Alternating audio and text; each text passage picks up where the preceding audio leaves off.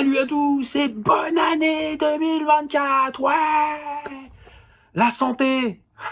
Ouais, ça a mal commencé pour moi parce que j'ai fait les fêtes chez mes beaux-parents en Gironde et j'ai ramené un virus. Je sais pas si ça s'appelle la Ligue 2 ou ambiance pourrie au stade. Ça va les Girondins, hein?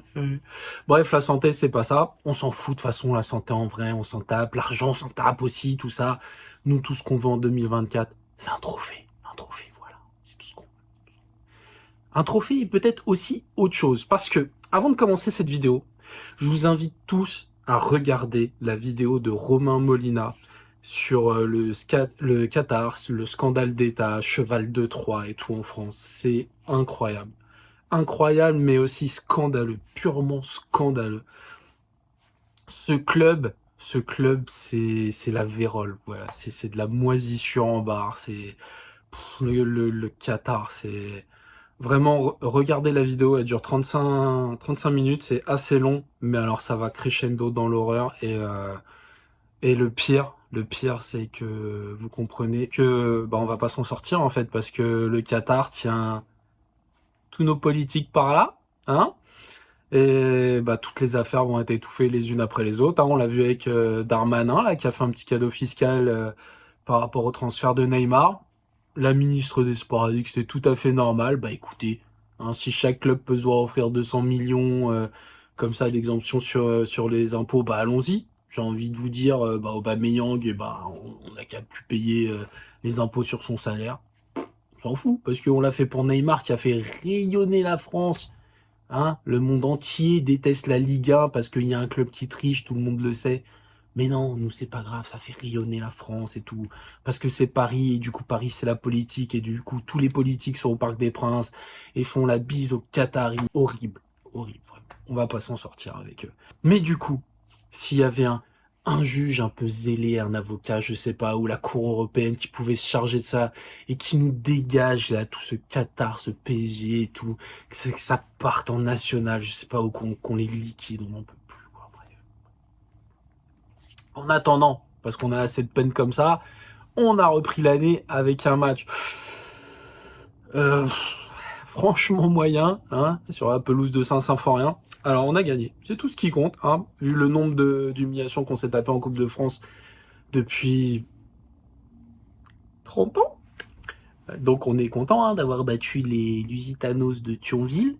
1-0, oui, 1-0, sans être procuré des tonnes d'occasions, sans avoir trop souffert non plus, il faut le reconnaître. Match sérieux finalement, hein, on s'est mis à leur niveau un tout petit peu au-dessus, quoi, suffisamment pour gagner. Il y a Aubameyang qui dit que si on veut gagner la Coupe de France, on la gagnera. On a tous envie de gagner la Coupe de France, mais je vois pas comment on peut la gagner avec ce niveau de jeu, hein.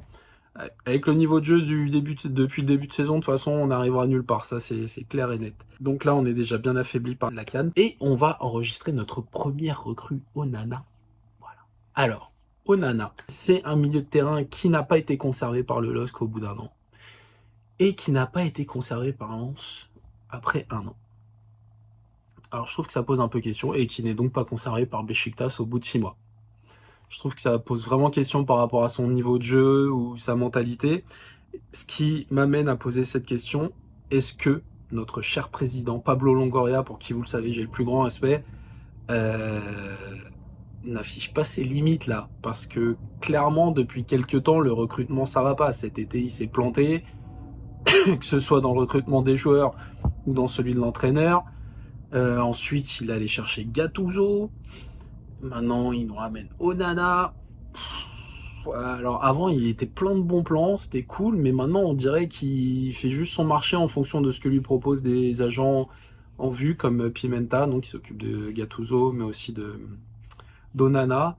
Ça semble manquer d'idées, et je me demande si plus que ses limites qui auraient été atteintes, parce qu'il sait se débrouiller quand il n'y a pas d'argent. Avant, il avait un vrai bon réseau, il avait toujours un petit coup d'avance sur les bons coups.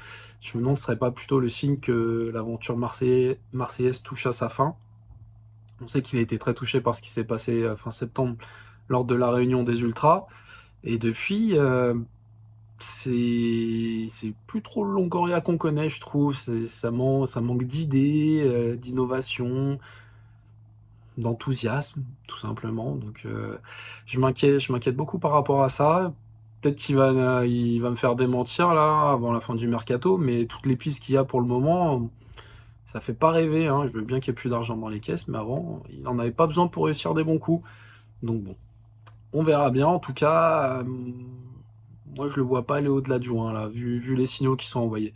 J'espère me tromper. J'espère aussi que on va monter en puissance hein, après ce qu'on a montré dimanche à Metz et qu'on pourra remporter la Coupe de France. C'est vraiment mon objectif de l'année.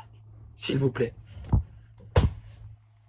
J'en veux une autre. Encore une. Ah, ça fait longtemps maintenant. Alors s'il vous plaît, une Coupe de France pour 2024. Merci d'avance. Et bonne semaine à tous et bonne année. Bon, allez, va pour la santé, mais quand même, allez, l'OM!